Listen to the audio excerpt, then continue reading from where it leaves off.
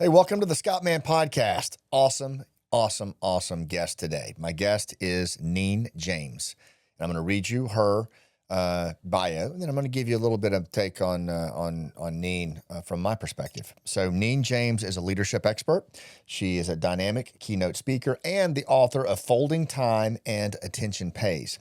With boundless energy, quick wit, and actionable insight, she helps leaders achieve greater focus, productivity, and influence. Neen has been consistently named one of the top 30 leadership professionals by global gurus for her work with some of the world's most prestigious brands. Listen to this: Viacom, Comcast, Virtuoso, Four Seasons Hotel, and the FBI. She's originally from Australia, but now she lives in Tampa, Florida with her husband.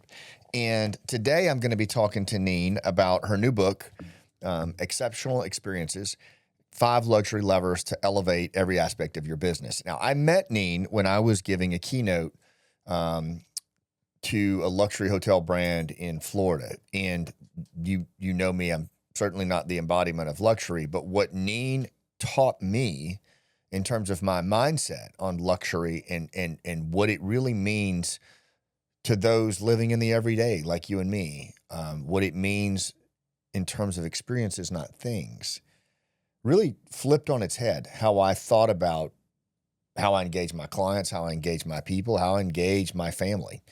And her upbringing, the way that she came from really tough beginnings to where she is today, and the mindset and the mind share and the market share that she offers you and me through this revolutionary way of thinking about luxury. I'm telling you, set your biases aside, whatever they might be. Come into this conversation with an open mind, and I think you'll see exactly why I asked her on the show and to talk about this amazing new book, which is going to be dropping real soon. I'll see you on the other side. Welcome to the Scott Mann Podcast, where we connect like our lives depend on it.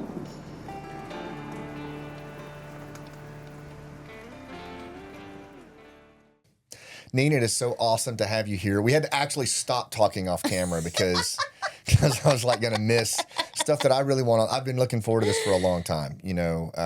Welcome to the show. G'day, gorgeous. It is an absolute privilege to be here. Thank you. And I've just always thought that the first time I saw you on stage, keynoting, speaking, telling your story, training folks, I thought, man, that would be an awesome conversation to have on my podcast. And it just so happens that we can time this with the release of your amazing book, which I have had the opportunity to read ahead of time.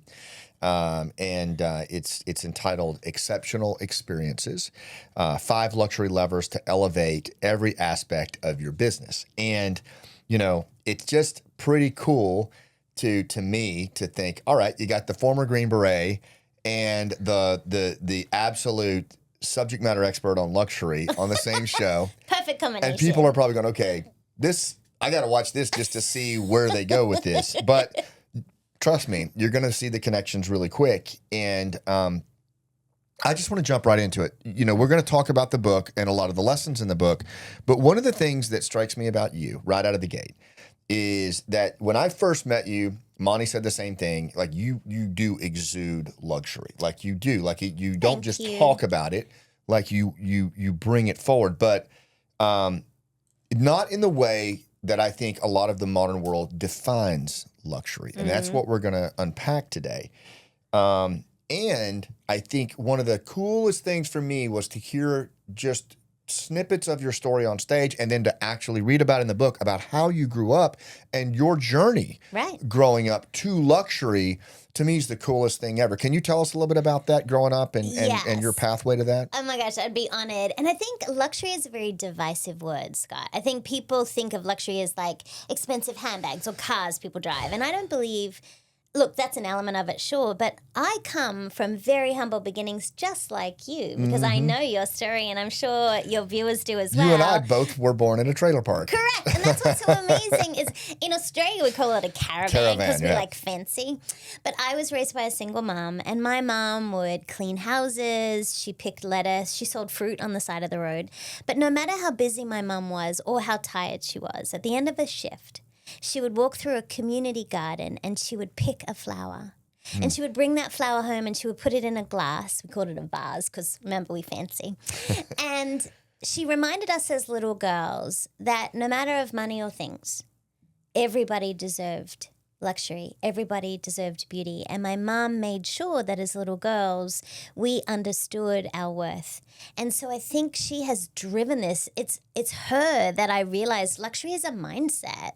Right? And that's, I think, was what the start of. And if you trace my career, you'll notice I'm so influenced by my mom, who I'm so fortunate is still on the planet. That's so great. But my mom was like the hostess with the mostest. She was always about helping people feel seen and heard. And you know my body of work, that's what it's all about. It's just amazing. And this was in Australia. Correct. Where in Australia? Tiny little town, nobody would even know, called Lismore. It had one traffic light when I was little. Okay. But we say Sydney is home because we spend so much time in Sydney. So Sydney definitely has my heart, but a really tiny town. But to me, what was so refreshing about your story, and I come from Appalachia, and my dad and mom grew up very poor there.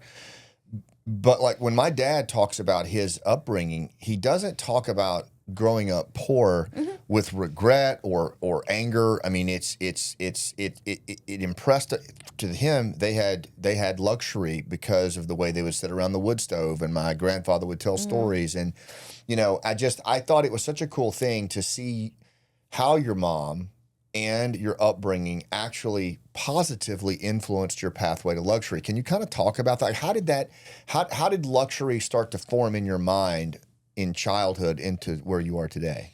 So we didn't have furniture. We had these tea chests, and people watching this are probably way too young to know what that is, but they were like these shipping containers. They had metal sides and they were made of wood. And so my mom would get like a tablecloth or a tea towel and she would drape it over this tea chest. And that was our furniture, right? That was our coffee table, or that was our side table.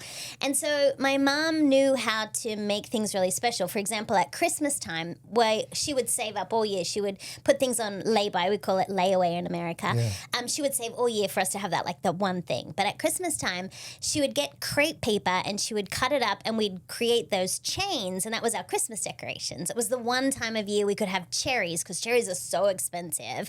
But we got this one lot of cherries. She'd wrap them up in cellophane and put them beside the bed, and that was one of our presents.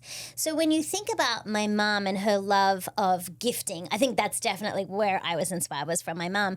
But my mom was all about making things really special in the moment. My mom to this day still loves to create art and recycle everything. She'll see a pair of jeans and she'll be like, I could make something out of this. I could make a bag, and she'll raise money for her church or missionaries. Like, my mom has always found beauty in things. Yeah. And I think that's what I realized is my love of beauty. It doesn't have to be glamour. It needs to be beauty. I realize every day I need to see something beautiful. A sunset, a sunrise, a flower in a glass. Something about beauty I feel is attached to luxury. So that's where I think I started to see it. And it's so, I mean, to me, it's the story that just makes it so authentic. Like, I can literally visualize it in my mind. And the fact that your mom took the time to reframe like that. Right. And to create that environment where you and your sister could experience this level of luxury, even when materialistically it wasn't there in terms of modern definitions.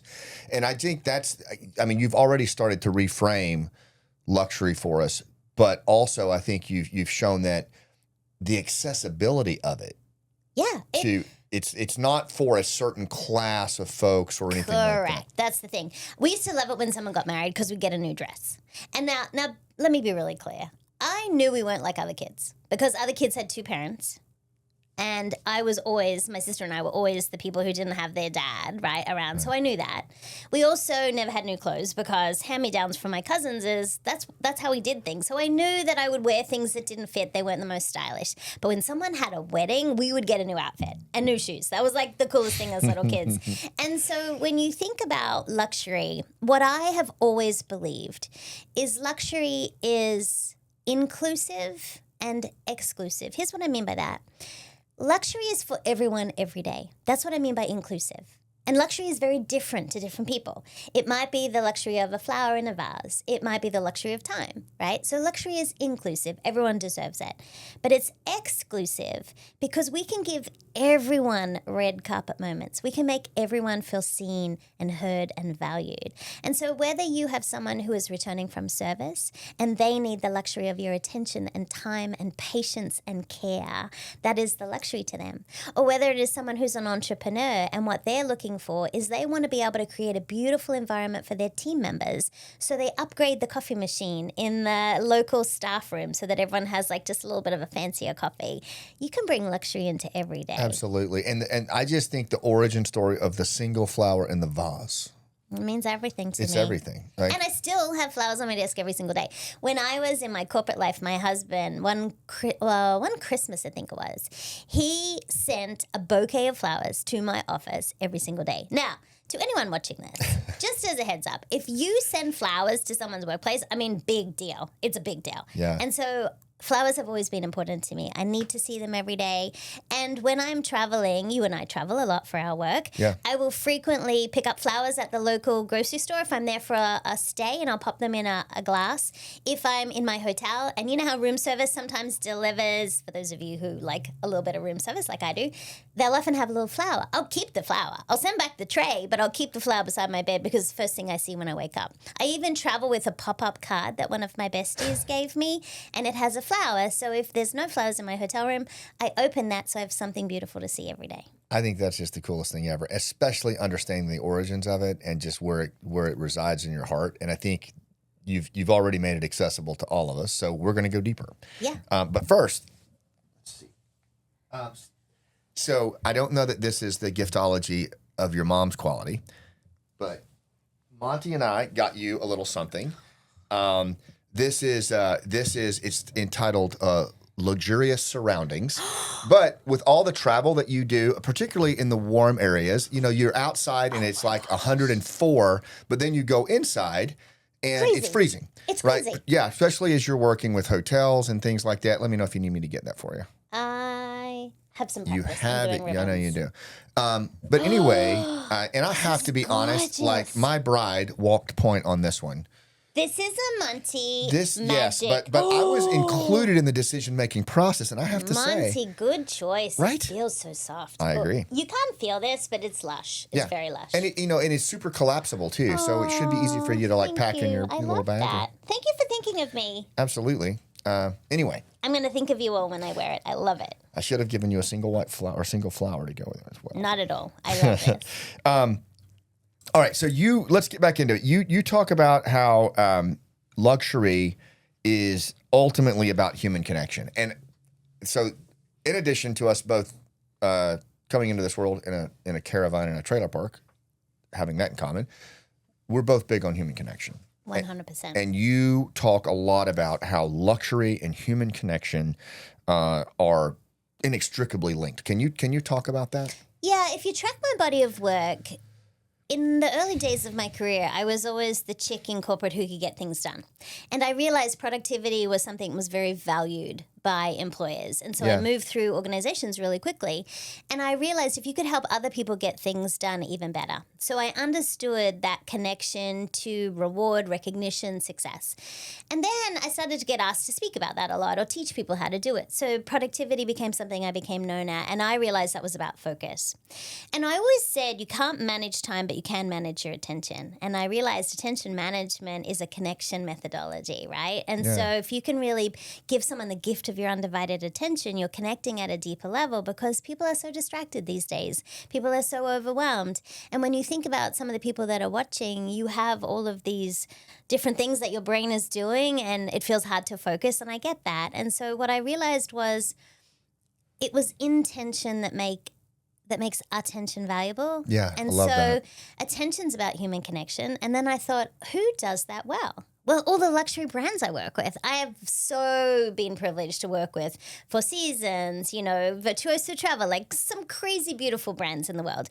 And what I noticed is they did what I've always believed, and that is that they gave people the gift of their undivided attention and they anticipated needs we didn't even know we had. They That's do what what your mom happens. did. They do what your mom did. Yes. Does. And so when you think about that, that is about connection. Now, Right. you don't have to stay at a fancy hotel. It's great if you can, but you don't have to do that to know that when someone gives you that gift of attention, you feel seen. And the whole thing about my body of work is how do you create more significant moments so that people feel seen and heard and valued? Yeah. So that's why I believe luxury is about human connection, because that's what we crave in our digital AI world. And I'm a fan of AI. Don't get me wrong. I think it's very efficient, can do some great things. But in our world right now, never before have we craved more human connection. I And agree. this is the time to do that. So by giving someone that gift of your time, attention, and energy, that's luxury. Yeah, 100%. And again, another just reframe that you've laid out there.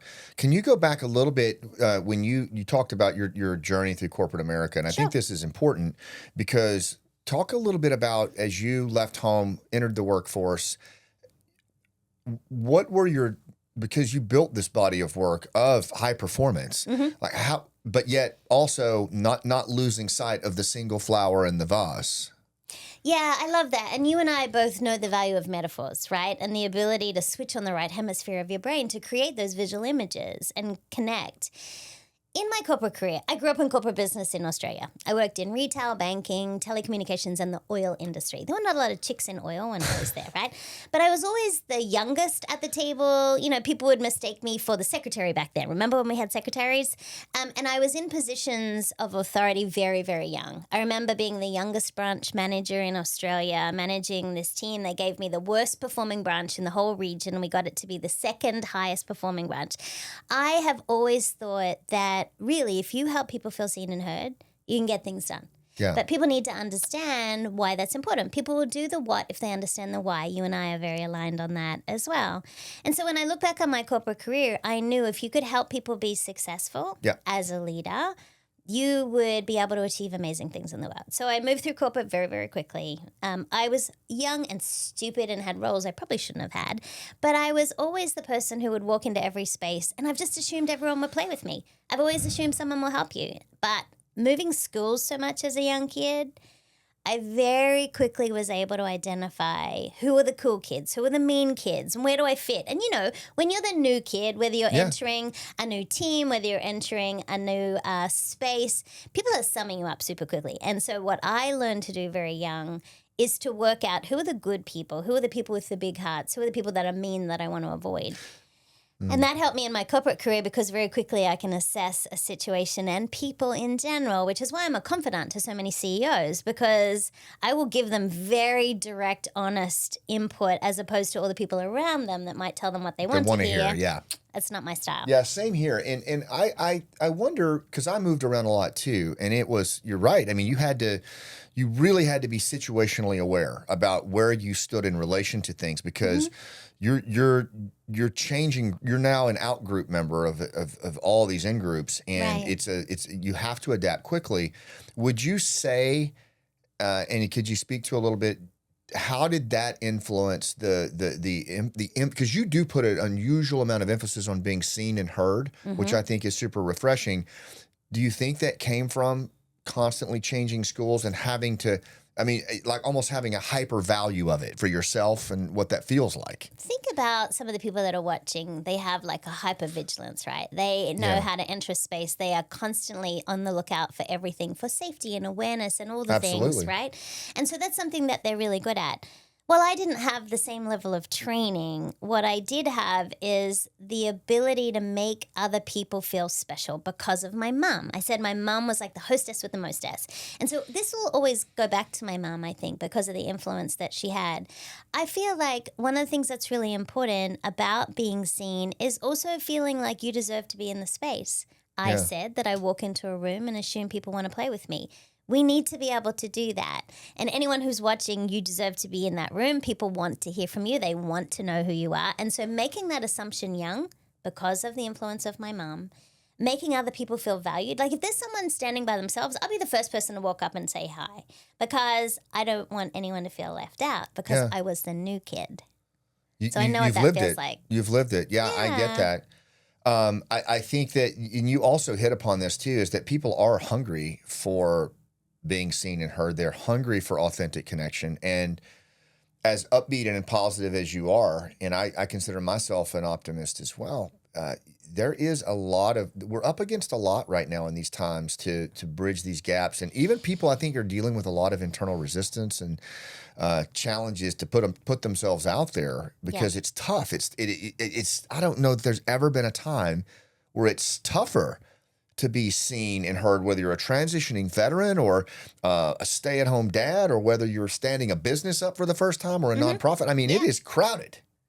It's and crowded, loud. it's noisy, and it's mean. And I think that we need to protect our inputs. What do you mean by that? I'm so conscious of, don't judge me, but I don't watch the news. I read the news because I don't want the drama. I select where I choose to read that from because I always think of my brain as this luxury real estate. And so I only want to allow really profitable things to happen in that beautiful space of my brain because I'm paid for my brain. That's what CEOs and my audience has asked for. And I think we have to protect what we allow into our brain, into our heart, into our, our energy, the people we surround ourselves with, the news. So the inputs to me are on social media. I have a very curated feed of what I expose myself to. Smart. I unfollow very regularly. I block. I am super diligent about the people that I'm surrounded with and my brand because by extension, the people that I am associated with are an extension of my brand. And so while it may sound like you might be watching this and going, well, that's all right for you, little Miss Pink Pollyanna, like positivity. But the reality is we do get to control who is allowed to speak into our life. Yeah. And so I believe in controlling inputs. And so I think whether you are standing up a business for the first time, whether you are returning, we don't need lots of people, Scott.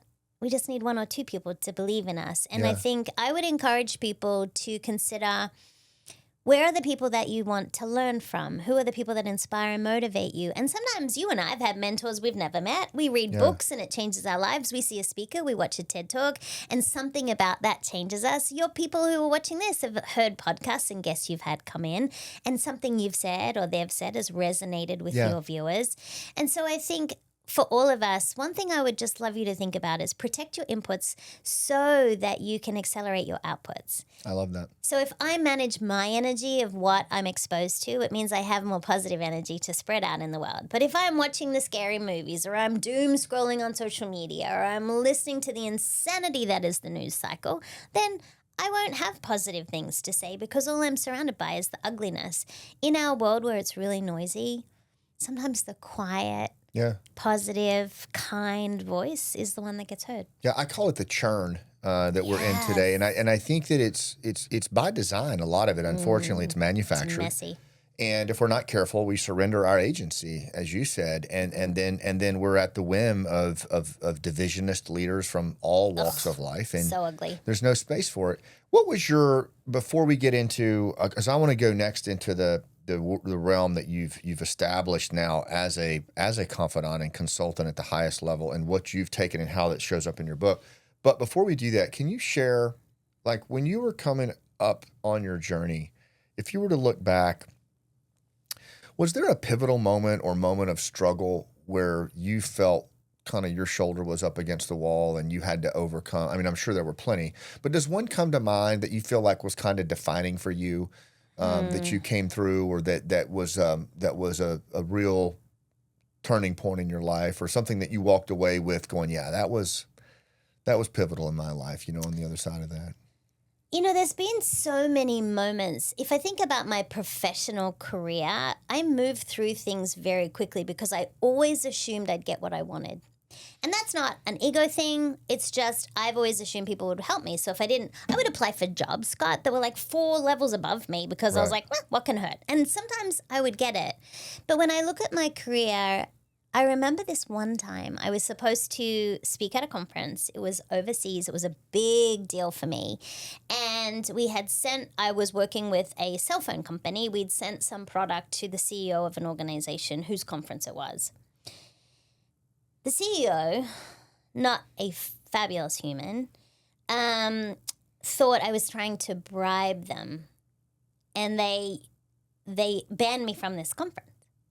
Can you imagine? Like, I was young in my career, and I was mortified that my name was associated with that. It was my boss who asked me to send the product to them. There was no form of bribery requested, but they took this. And I remember literally bursting out into tears because it's my reputation. And I think my reputation has always been so important to me. Yeah. And I knew people in the company, they were mortified. The CEO was like, cuckoo, crazy.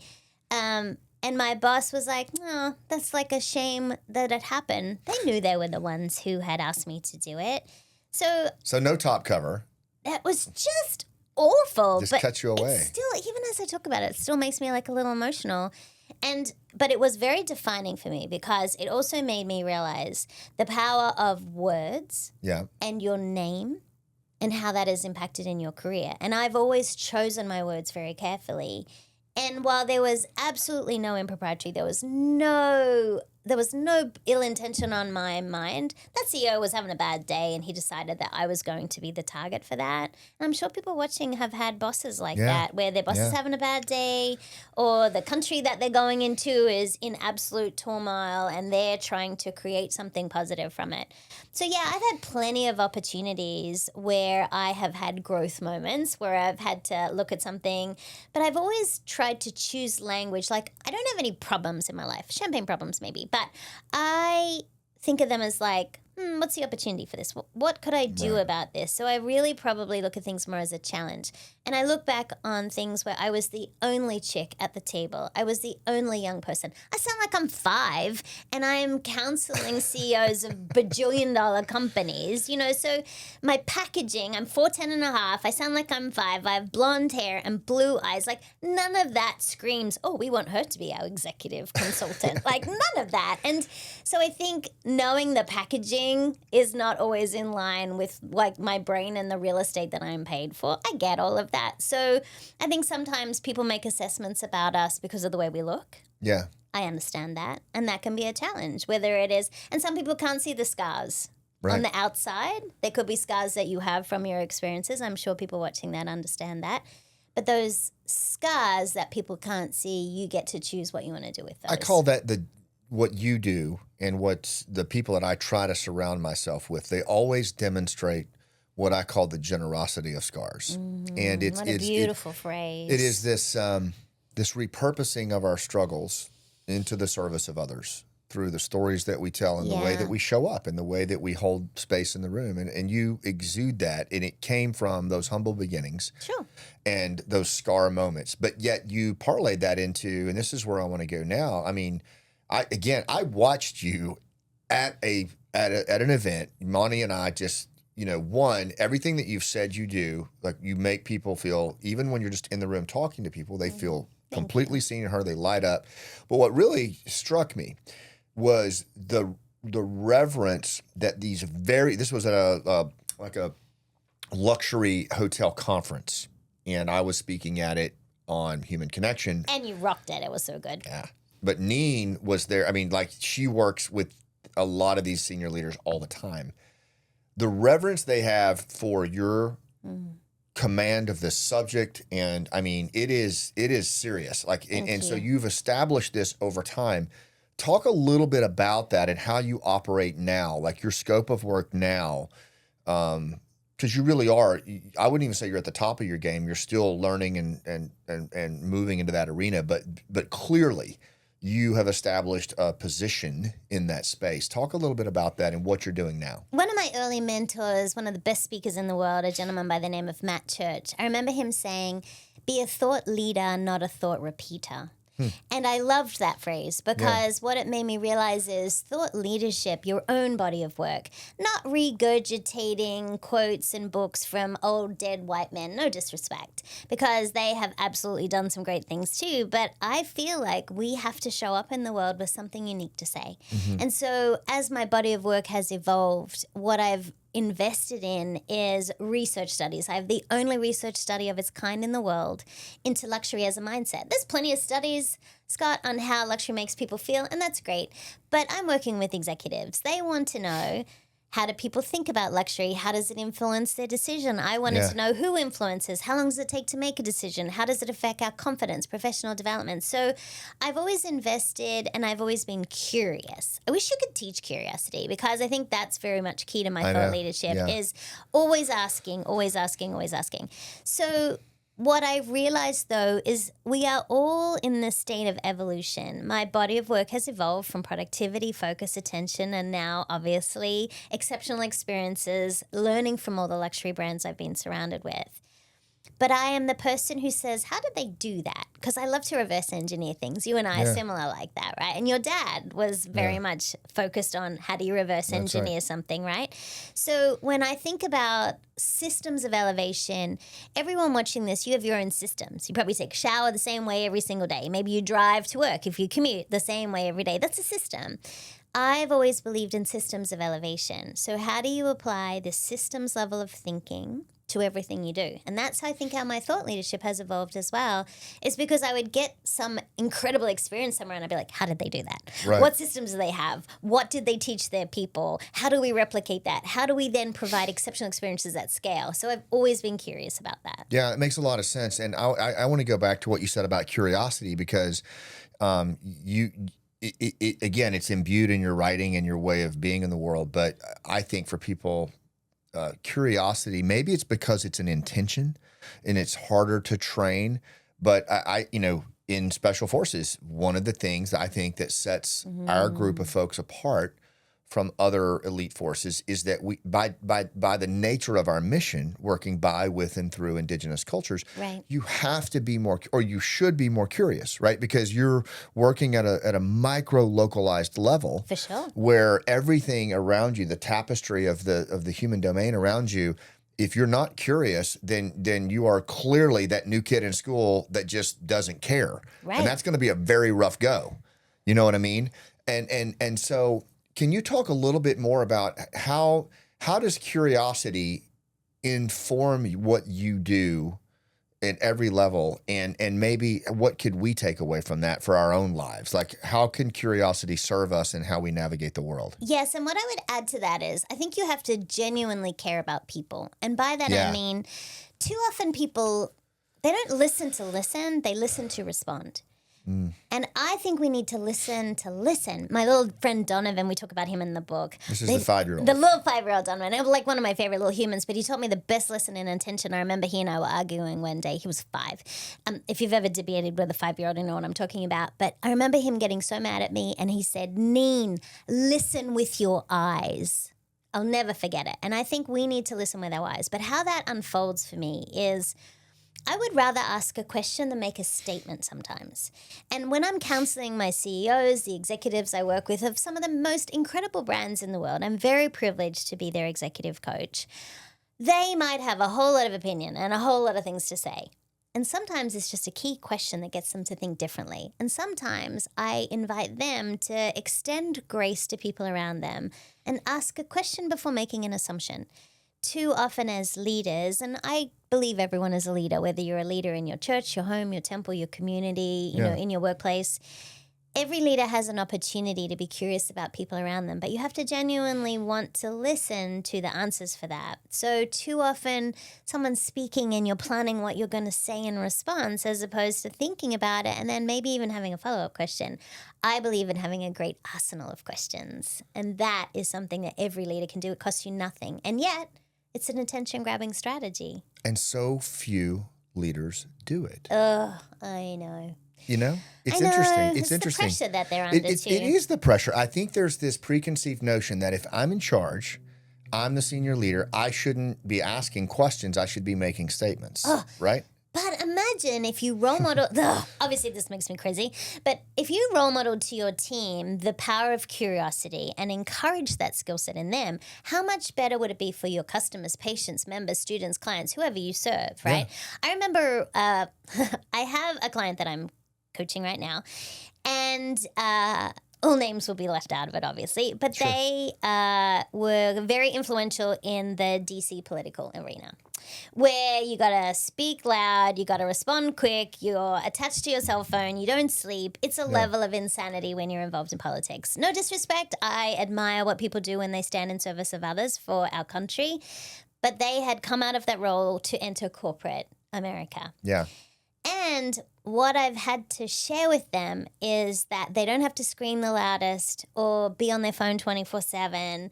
What I need them to do is to approach their team and their clientele with more curiosity, to listen before they speak and think about what they want to say. I even have this person writing things down before they're allowed to speak, because in the political arena, it was rewarded with speed because they're under so much pressure. And if you didn't speak up, then you just got overlooked or you got shut out. Yeah. Whereas in corporate, the uniqueness of their experience is so valuable to the organization they've joined if they can just rein in their need to always be the person speaking up. The loudest in the room. The loudest in the room might get attention, but they may not be the most powerful and most significant for the impact they can make. It's a really powerful thing you're saying here, and I think it feeds into everything that you've written.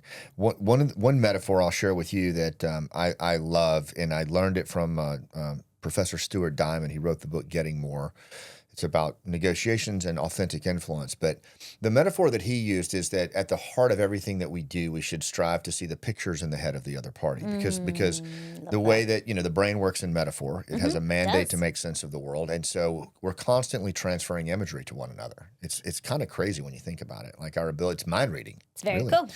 But this notion of just becoming almost obsessed with seeing the pictures in the head of the other person. So the curiosity and the discovery has an intention. It is to see those pictures in the head, goals and pain and goals. And as you were saying, if you just operate from that space, then everything else just kind of unfolds. And one of the things that I teach my executives, because I'm often preparing them to speak to the board or to head up their all hands meeting or to do a presentation at a panel or a conference. And so I'm always asking them, what is the metaphor for this? Because too often people need to give a presentation. People watching this might be the same. They open a slide deck, they vomit everything they know onto slides, and then they stand up and deliver the most whatever. And I'm sure they put a lot of work into it. However, because of what you and I believe about the power of metaphor, lighting up the right hemisphere of the brain, it allows people to create their own version of what you're saying, to put their content. You use an iceberg in your slides, and it has so much symbolism for your messaging with 80% of humanity and all the things that I know you talk about. But what I love about the visual is it allows me to think of my own iceberg. And so if we want to be more curious, we need to not only ask questions, but we also have to think about how will that person receive this? We don't know what their state of mind is. We don't know what has happened to someone before they enter our home or our office that day. And so that's another reason why I think we have to extend grace in the world too. If you want to help people feel more seen and heard, how about you just, extend grace a little bit more often, whether it's in traffic or in the store. But if we were all extending grace and being that little bit more kind to people, people would feel more seen and heard. Yeah, and the thing is that, and this is where there are so many, as you said, preconceived biases on select words, to include luxury, that those biases, if you're not careful, they can conspire to tell, like, for example, before I met you and just growing up in the Army and a child of Appalachia. So my biases toward luxury were, luxury is that once or twice a year that Monty and I go to the Pink Hotel over in St. Pete, right? Which is a very pretty hotel. Yeah, it is. But that's my, micro exposure to luxury, and then I'm out of it, right? Yeah. It's indulgence. But what you're saying is completely blowing that out of the water. What you're saying is what we just talked about, everything we just said, discovery, curiosity, pictures in the head, seen, heard, the way that the other person feels seen or heard by your interaction with them, your connection with them, is the experience of luxury. Yes. I have this friend. He's very wealthy, a philanthropist, owns a bajillion buildings. He's a very wealthy person. But he and I disagreed on luxury. He was like, Neen, luxury is unnecessary. It's unnecessary. He's he doesn't need brand clothes or fancy car. He does have a nice car. But my point is, he and I were kind of debating this. And I said to him, so you have all top tier status in airlines? He said, yes. And hotels? Yes. And I said, and you like to use the fast lanes in the traffic and you pay extra for those fast lanes? And he said, yes. And he said, my luxury is time. But you did all that with a question. Yeah. I didn't tell him he was wrong because he was. No, kidding. But I think, too, what we have to think about is the word luxury. Truly, by definition, when you think about it, when I did the research study into it, it comes back as things like high quality, long-lasting, authentic, unique, indulgent. And the only word that doesn't apply to leadership is indulgent. High quality, long-lasting, unique, authentic. We want that as leaders. So luxury leadership is something we can all aspire to. We just need to really rethink what our definition of luxury is. What it means. And as you said earlier, and I want to really point this out, because you gave me this advice for my book that I'm writing on storytelling, and I'm taking it, which is you didn't just say, okay, this has been my life experience with luxury. I'm going to write on it. You could have done that, and it would have been a compelling book. But that's not what you did. No. You actually commissioned the only study on luxury. Correct. And you found 4 categories associated with that. So there's you started this project by first stepping out of even your own definition of it and commissioning this study. Right. What did you find? How did that feed into this, and how will that affect a reader as they cut into this? So I went to Audience Audit, owned by the phenomenal Susan Bayer, and I said to her, so honey, luxury is a mindset. Just make sure I'm right. And she said, well, Neen, that's not how research works. So I was like, fine. So she went out, she commissioned the research study for me, and there were hundreds of questions, hundreds of people interviewed. And she came back to me and she said, well, there's not one luxury mindset. I was like, oh, damn. Oh, can I say that? You can absolutely say that. She said there's 4. What we discovered is that there are 4 luxury mindsets. And so what we need to think about, and we can talk about those in a moment, but the 4 luxury mindsets, what was really interesting is even though people disagreed on what luxury is, Scott, 2 things were true. Every person agreed that luxury is a reward for hard work, like visiting the Pink Hotel. Luxury is a reward for hard work, however you define luxury. But here's what I love the most. This was everything to me in the research study because it's everything I've been saying my whole life. Luxury is about experiences, not things. That was the number 1 finding from the research. The number 1 finding. So, we can all create an experience, and people have an experience of us. So what experience are you creating at work, in your home, in your community? Because as a leader, people experience you. I would love that to be a luxury experience for them. But so there are 4 different luxury mindsets, but the thing I love most is it's about experiences, not things. Experiences, not things, which your mother knew to be true with the single flower every day. All goes back to my mom. So that must have been pretty affirming and encouraging when that came back, because that's at the heart of how you operate. Yeah, and what's interesting is sometimes I think the way we show up in the world, like all of these lessons we've been learning our whole entire life, right? We are put on the planet to share that. You mentioned before about generosity and scars, right? And I think we go through things for the benefit of other people sometimes. I feel like I've had a very privileged life. Privilege means different things to different people, obviously. But I am so fortunate to be healthy and helping people do what it is they love. Right. But I feel like if we all thought about our mindset, and we thought about having a luxury mindset where you questioned, how can I make this person feel more important? How can I create a significant moment for them? Like my mom did on a constant basis, and she still does today. Imagine the difference it would make that would look like in the world, right? Think about the tribes you work with. Those people all got the gift of your undivided attention. You were able to negotiate things that you probably can't even talk about out in the world because of making people feel significant. Yeah. And that's where I'm assuming you make the unequivocal point that luxury, contrary to what a lot of people think, is inclusive, not just exclusive. Correct. Yeah. And the brands that are doing it well, if you look out in the world, brands that are doing it well, they have considered a diversity of audiences. Yes. And they make things accessible, whether it is some of the banks with Braille, whether it is clients like Comcast, one of my clients, they make sure they even have accessibility. They even have a sensory room in Philadelphia, the only one of its kind, and they open it to the public. And so when you think about inclusivity means very different things to people too, but imagine if we looked for more opportunities to be inclusive. When it comes to the 4 luxury mindsets, because they all look at luxury very differently, we have to not only appreciate our own luxury mindset, but we have to be able to speak the luxury language other people want to hear. And so we can include that. We have a free self-assessment. People can find out what their luxury mindset is. It'll take you like 5 minutes, but I can give you that. Yeah, and I'll you get can that and we'll share put it in the show notes. Please, that would be really fun. Okay. But think about the way we show up in the world. It's often because of our experiences, our vision, the way we see the world. And this allows you to see the world through other people's eyes as well. Are you able to talk about the 4 Sure, luxury of course. I'll be mindsets? honored. I think it would be important to frame that out here because there's so much to that. Yeah, so at the highest level, the 4 luxury mindsets, the first one is reluctant and removed. This is the person who says, luxury is hard, brands don't understand me, I'm not interested in luxury. And the reason is because they're busy and overwhelmed. So if you want to speak the luxury language of the reluctant and removed,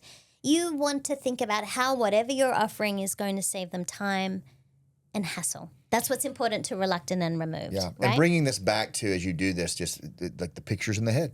Yeah. It's the pictures in the head of the other person. Yeah, 100%. Please continue. The second luxury mindset is the pro-prioritizer. And we call them the pro-prioritizer because they think luxury is power. Scott, to them, what they use luxury for is for their career and advancing their reputation. They believe in working with brands who are authentic and have longevity.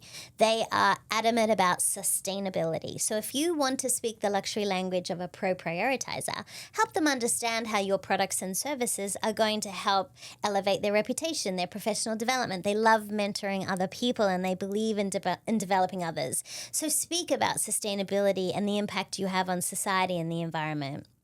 And then the third luxury mindset is called the confident and content. The confident and the content say, I got this. I don't need luxury, but here's how I'll use it. What the confident and content mindset loves to do, Scott, is they love to create memories with people who are important to them. So if you want to speak their language, you have a product or service that will allow them to have more time with people that they care about, then do that. Talk about that. For some of my luxury travel advisors I work with, they use phrases like, imagine taking a photo with your family in front of this beautiful pink hotel in St. Pete. Look at the memories you'll be able to capture. That's how you speak the luxury language of a confident and content mindset. And then the fourth of the luxury mindsets is called the luxury lover. Now, guess which one I am? Oh, I don't know. I love this beautiful scarf because it's so sensory, but the luxury lover says, luxury, oh, I'm worth it. They believe in luxury for everyone every day. Now, look at my body of work. Obviously, that's me. But here's what's important to know. The luxury lover is not using luxury to show off. They want to share it. And this is important to understand, especially if you're a brand or in an organization or if you're trying to appeal to the luxury lover, because the luxury lover has what I call a big mouth. They become advocates for you and your brand. So if you're looking to really accelerate, drive revenue, to create advocates in your business, for those of you who have businesses that are watching this, attract the luxury lover. But here's how you speak the luxury language of the luxury lover. They want behind the scenes exclusive access. They want to know your origin story. They want to be able to be invited to hear the stories of why the chef created that meal, why the product engineer designed that particular process. They want an insight into your thinking. So for the luxury lover, because they believe they're worth it, because they love to tell everyone else, they make great advocates for brands. Oh, man, so good. And, I was just thinking, so for example, like our executive producer, and I'm dying for you to meet him, his name's Matt. He's former agency case officer, a lot of time in combat, Army pilot. And, he's very similar to me in the sense that he probably, I would suspect, is probably in the confident and content realm. Sure. I don't know. But, what's cool, though, if you take the products that he does leather work, right? And he works with his hands, and everything he does is made in the U.S. But he hand stitches these amazing leather products. But what to me is what's really cool is he'll take you behind the scenes, and he'll tell you the story of and as he's doing it, and he talks you through it. And I would suspect that someone in category 4 would really dig that. 100%. When you think about luxury brands, if we think of Chanel, any Chanel, I don't know how many of you go into Chanel boutiques, but go into the Chanel counter at your department store for the Chanel makeup, or every Chanel product has a story about Coco. Whether it is attached to her apartment, whether it is the merchandising they use, whether it's the name of their products, everything is attached to her and her story. Every time you speak to someone who sells anything around Chanel, they light up because they make her alive as if she was here today. They tell stories about her when they spritz you with the fragrance that you might be trying on. Everything is related to her. And so what I love about that is just like Matt with the leather products, it's him. It's his heart, it's his hours that have gone into that piece. One of the things I love about my mom, as many things, but she will recycle things to make art. It's something that is amazing to me. She's always sending me photos of whatever she's found and she's created. But what she loves to do is give it to someone because she loves watching their face. And so I think, too, if gifting is like a love language for people, if you think of John Ruhlin and giftology, if you think of the love languages we have. Yeah, me too. Then I think it's about being able to watch that. So as a business owner, how do you allow that connection, that human connection to the people that you want to serve by sharing your story? And I just want to keep bringing it back to this, because what you're talking about here is so accessible to business owners and founders and nonprofit leaders. Right. At a really, it's just a really accessible kind of game-changing thing. And if you don't get fundamentally that it's experiences, not things, and human connection is at the heart of this, right? Yeah. That's absolutely essential. So what would you say to business owners watching this, particularly entrepreneurs who are, maybe they've been around a while at this and they've kind of hit a glass ceiling in this time of churn, or maybe they're getting started. What about this body of work and what's in this book is available to them for how they navigate the world as business leaders? I would say think like a concierge, not a bellhop. Now, Love that. Bellhop is a vital role in a hotel. They're going to very quickly move your bags through that lobby and up into your room, and they are efficient and they are great at what they do. We need bellhops. But too often, I think leaders, they're managers. They're acting like crossing things off a to-do list, trying to get to the bottom of their inbox. They're trying to deliver those PowerPoint presentations. They're running from one meeting to the next. They're thinking like a bellhop. But I think the power is to think like a concierge, because a concierge is very well connected, who knows all the who's who of the community. They can get you that behind the scenes access. A concierge is going to anticipate needs you didn't even know you had. And what they're going to do, instead of a bellhop who is definitely efficient, the concierge is going to create memories. They're going to create moments that matter. So we can think like a concierge. Let's create moments that matter, regardless whether we are we might be an executive director asking for donations for the charity in which is important to us. That is about being able to humanize those exceptional experiences so people want to write a bigger check. Whether you are an entrepreneur and you're trying to attract new business, you want to anticipate the needs that your clients have and then over-deliver on that so they think you're the exact person. So, and that's so biologically authentic. Like, it's actually what we're wired to do. This isn't... To me, this is not manipulative, because the reward is reciprocity. The reward is the other person feeling seen, feeling heard, and they have a reciprocal innate desire to then bring it back your way. And the relationship then becomes the asset. In the book, we have a framework called the Experience Elevation Model, and it is about how do you capture mind share? How do you be top of mind? So how do you capture attention of new and existing clients, all the way through to how do you get those same clients to become advocates for you, which is about market share. So it's being top of mind, being top of market, right? How do you get mind share, market share?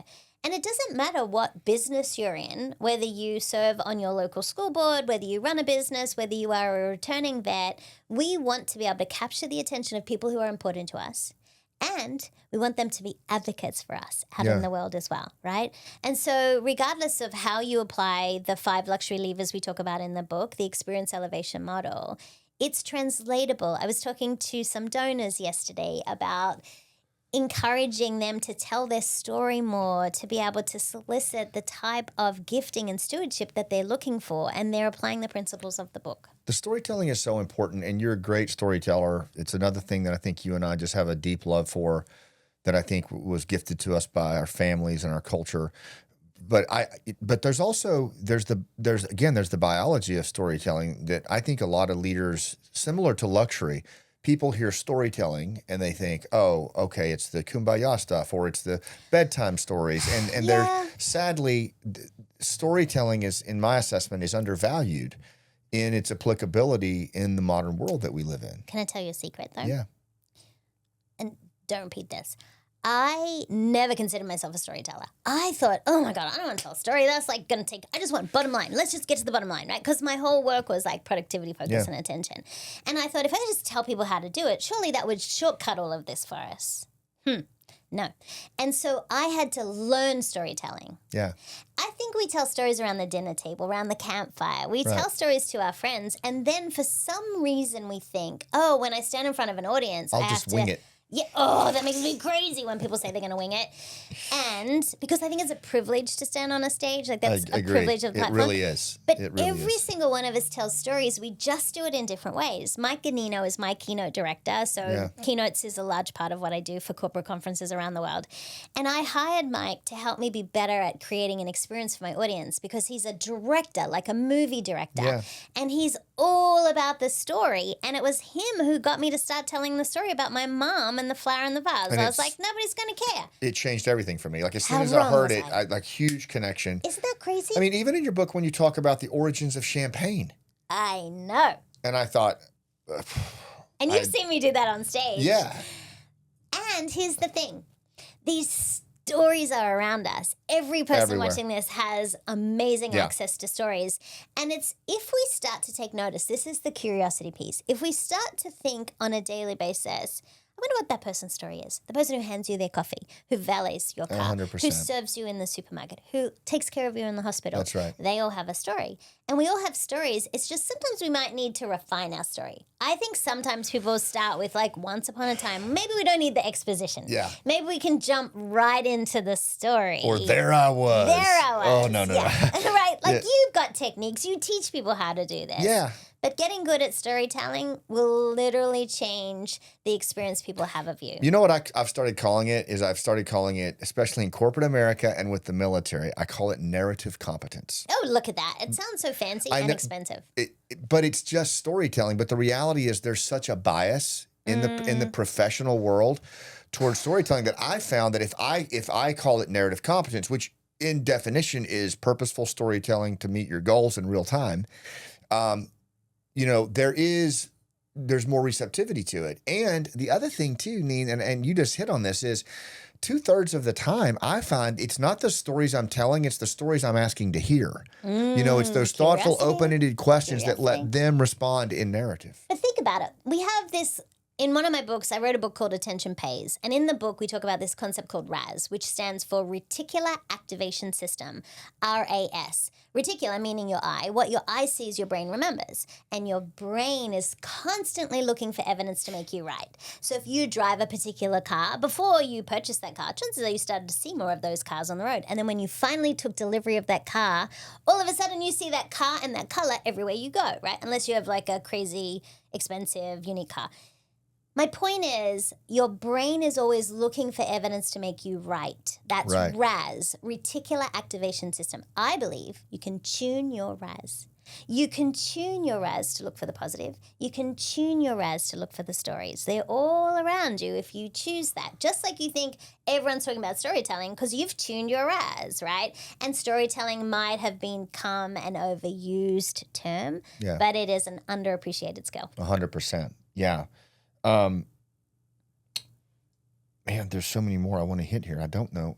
Okay.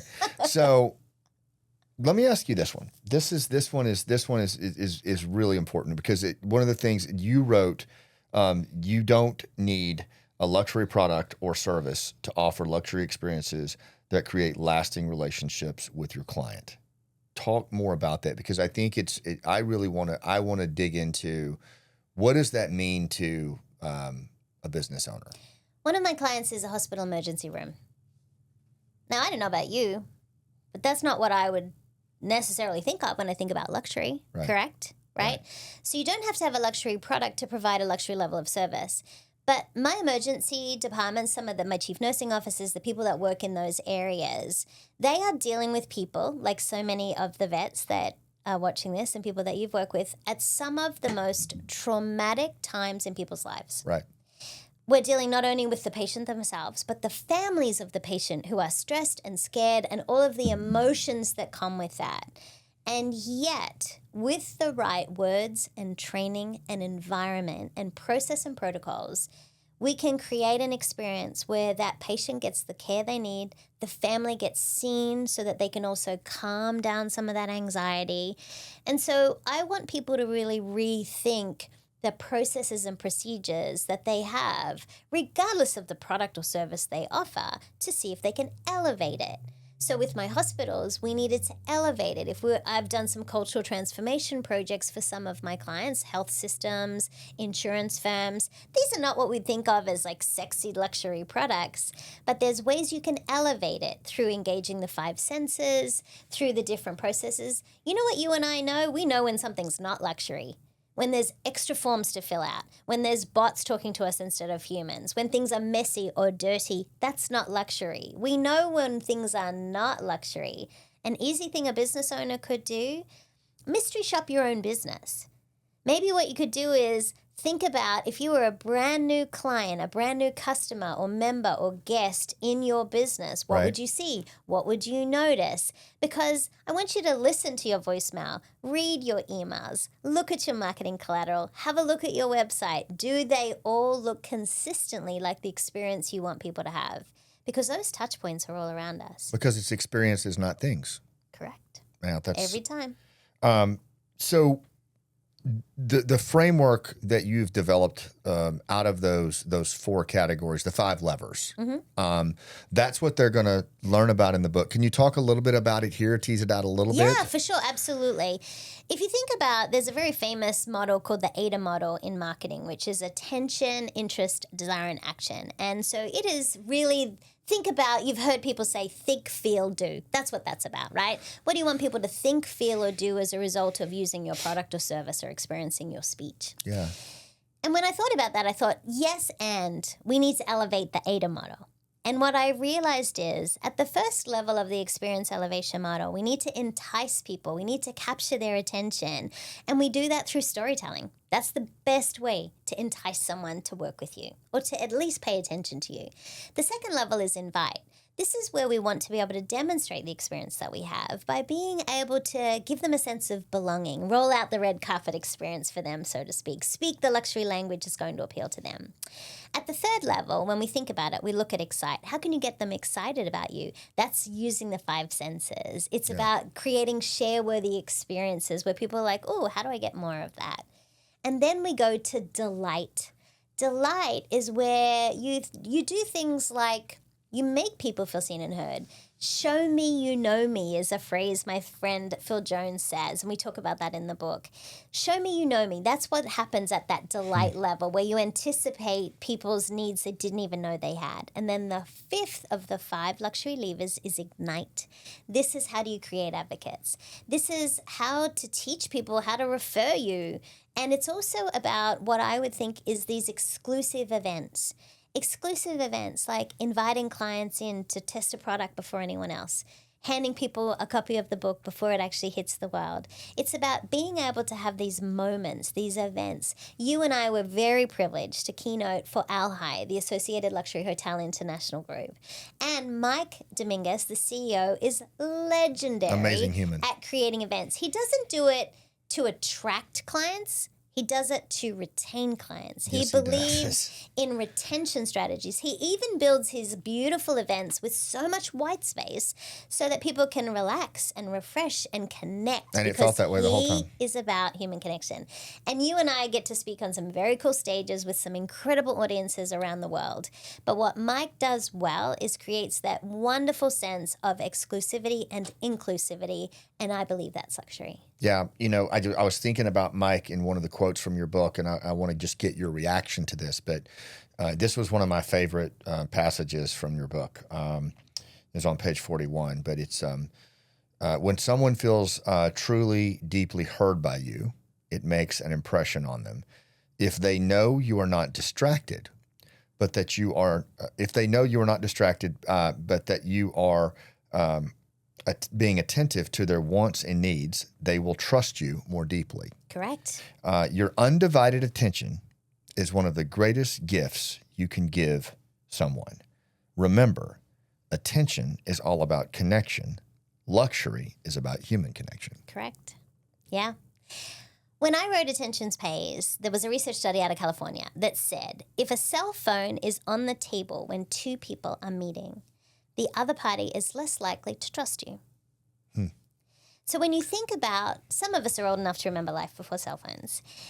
When we met with someone, we had to be organized. We had to know where we were going. We couldn't just text someone and say, I'm running late, right? So what I want people to think about is that gift of your undivided attention costs nothing, but it does require you to put some protocols in place. For example, before you walk into a space, put your cell phone away. Don't just turn it over on the table. Put it away. Yeah. When I walked into the studio, put it on airplane mode because obviously that's an advantage too. But I don't have any notifications. I have nothing on my phone. I only do push notifications, meaning I have to go to the app to look at it. So yeah. I think that technology is not the enemy of our attention. We are. Yeah. And one of the ways that we can help to give our undivided attention is eliminate distractions. So if you're a leader, when someone walks into your office, close your laptop. If you have a one-on-one with a team member, give them the gift of your attention. Have you been to a restaurant and you see this couple and they're on a hot date? And they're both on their cell phones. I know. What are they doing? Texting each other? I don't know. I don't understand. So I think what we need to do, and think about this. In New York City, there are restaurants where if you give your cell phone to the maitre d' when you enter, they will give you 15% off your check. Why? Because we have to pay people to pay attention? That's crazy. Man, that is crazy. Of our undivided attention. Yeah, I just think that I'm gonna put that passage on my wall where it just stares at me. It's so good. You talk about a lot about converting champagne problems into champagne moments. Can you talk about that? Yes. I think for most of us, and some of you watching this have seen a side of life that none of us, I hope, ever have to see, right? But most of us have what I call champagne problems, right? And so in the scheme of things, they aren't as big as what some of the people watching this have seen, some of our veterans. I believe in champagne moments. A champagne moment is taking the ordinary and making it extraordinary. Yeah. It is something that brings you joy, makes you smile. It could be drinking your coffee out of a fabulous coffee mug or something that is important to you. It could be meditating a little longer. It might be taking a different route to walk so you can appreciate the flowers in the garden. Champagne moments are things you can create. They're all around you. And I believe we need to take these things that we call champagne problems and see if we can convert them to champagne moments. I spoke for a hotel in Mont Tremblant. It was such a privilege. And I remember when David, the client, interviewed me, and he was laughing at me because he was like, Neen, you're Australian. You live in Tampa, Florida. I'm asking you to come to Tremblant in January. Now, if you don't know where that is, it's a beautiful, almost like a fairy tale town in Canada and freezing cold in January. And I remember him saying to me, do you even own a coat? Which is hilarious. I did, but not apparently the most appropriate coat for the show. But I was like, I'm coming anyway. So when I walked into the hotel, the head of PR walked out and she had 5 Canada Goose jackets. And she said, Neen, we didn't want you to be cold on your visit. Wow. So she said, choose one you can wear while you're on property. Now, I wanted to keep that coat. Those things are expensive and delicious. It was like having a big cuddle in that coat.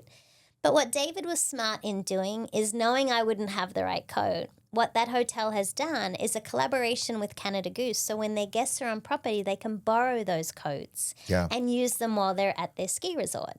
Now think about that creative collaboration where they identified maybe not everyone can certainly afford those beautiful coats, but maybe they don't have the kind of coat, but they want to enjoy the environment. But as business owners, where can we be more creative in the way we collaborate and identify, oh, here's a need that could be a problem for this client. How do I create a moment from that? And so they created a moment. Every time I look at a Canada Goose jacket now, whenever I see that, I think of my time there in Mont Tremblant. You know, I just had lunch with a friend of mine, Jim. He's the CEO for this company called New Calm, and they use brainwave technology to address how you recover, how you manage your energy, and it's cool. really amazing what they've come up with. And I use it myself for things, everything from before I get ready for a keynote or as I'm training for my play. I'll use it for deep recovery, right? Mm-hmm.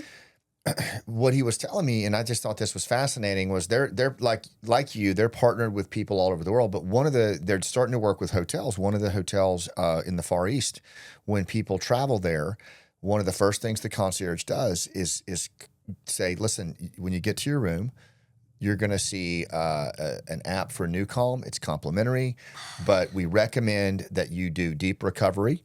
Or rescue is what it's called. Do rescue, and it will automatically help reset you from the jet lag. And then as you go into your stay with us, there are recommended options for every day, and it's all complimentary. But the experience of just someone that would even think of that.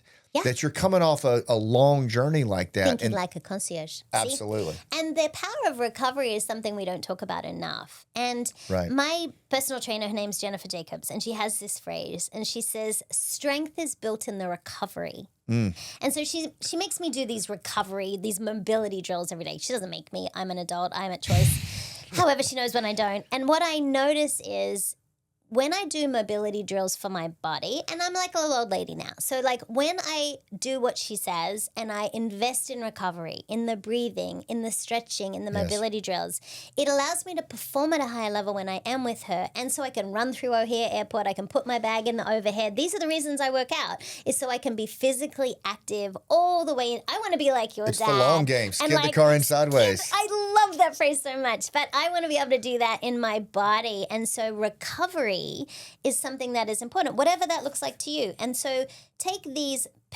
if you think about what are the problems or the champagne problems in the future about your client's needs or even your own physicality, and then how do you make that a champagne moment? So now every day I celebrate that I do those mobility drills. It's not a chore anymore. I'm playing the long game. You really are. And honestly, it feels like the champagne moments you talk about, because I'm a big advocate of recovery too, in a lot of ways, because the line of work I did before, I mean, it almost took me out in terms of just the residual and cumulative load on the allostatic load on my body. Yeah.